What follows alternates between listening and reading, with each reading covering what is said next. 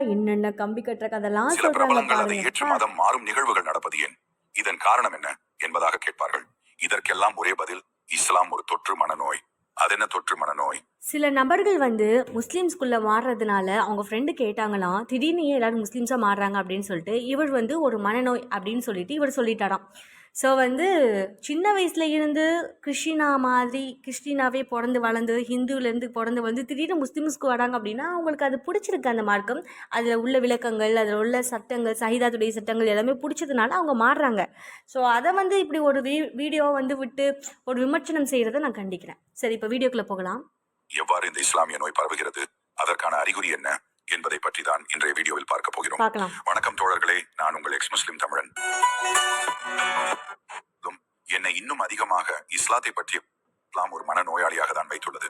இஸ்லாம் மதம் கிடையாது. இப்போ நான் உங்ககிட்ட காட்ட போறேன். ஸோ வந்து இவர் வந்து சொல்றதா